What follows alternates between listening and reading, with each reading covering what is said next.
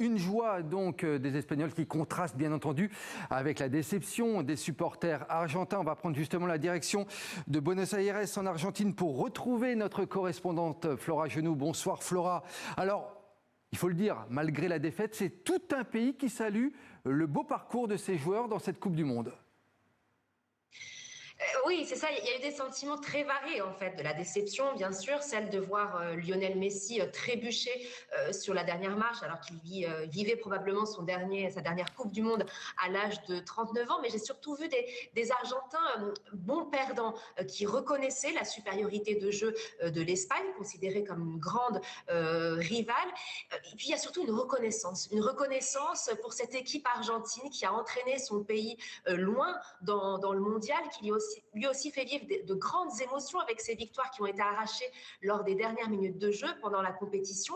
À Buenos Aires, j'ai pu constater des scènes étonnantes de joie, de chant, de danse. Les voitures ont klaxonné presque comme s'il s'agissait d'une victoire. Des milliers de supporters ont déferlé vers l'obélisque. Alors l'obélisque, c'est le point de tous les ralliements, de toutes les fêtes dans la capitale. Ils ont défilé avec leur drapeau argentin sur les épaules ou en l'air. On peut donc parler d'une défaite joyeuse. Un supporter me disait « Je suis fier, c'est ça l'identité de notre pays, de l'Argentine, la passion, l'amour du drapeau, quoi qu'il arrive ».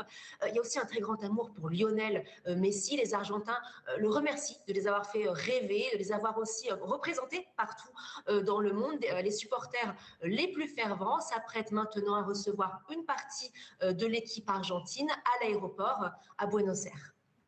Flora Genoux en direct de Buenos Aires en Argentine. Merci beaucoup Flora. Il a été nos yeux et nos oreilles durant toute cette Coupe du Monde. Bonsoir Karim Baldé. Vous nous avez donc fait vivre les coulisses de cette compétition durant 3 semaines sur TV5 Monde.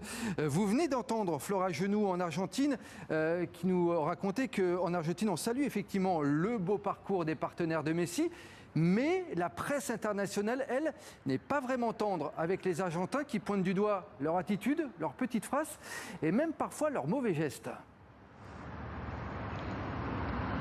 Oh oui, clairement, ce n'est pas du tout le même son de cloche ici à New York partagé par la presse internationale. Le quotidien britannique, le Sun, parlait même de voyous de Buenos Aires pour qualifier les joueurs de Lionel Scaloni. Et Flora disait que les Argentins se sentaient bons perdants. Ce n'est absolument pas le sentiment qu'on a eu, notamment vu de la tribune. Et quand on voit ce qui s'est passé au coup de sifflet final avec ce début de bagarre et notamment les actes complètement stupides, on peut le dire, de Leandro Paredes qui a voulu en découdre avec Gavi notamment et avec d'autres joueurs espagnols en assénant des coups et il a pris un carton rouge dans la foulée. On voit à quel point les Argentins ont du mal à digérer cette défaite. Les joueurs, en tout cas sur le terrain, des discussions entre Nicolas Otamendi et Rodri, les deux ont joué ensemble à Manchester City.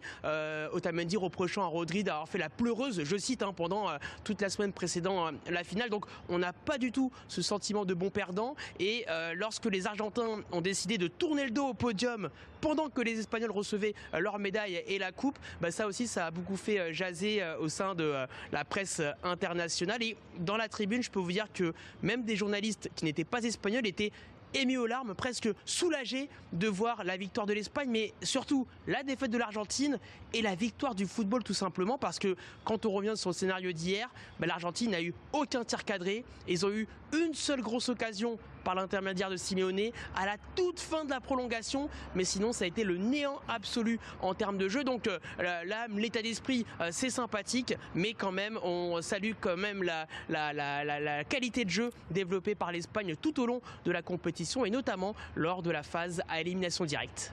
Merci beaucoup Karim Baldé. On vous retrouve Karim dans 64 débats tout à l'heure qui sera consacré à ce mondial 2026. À tout à l'heure Karim.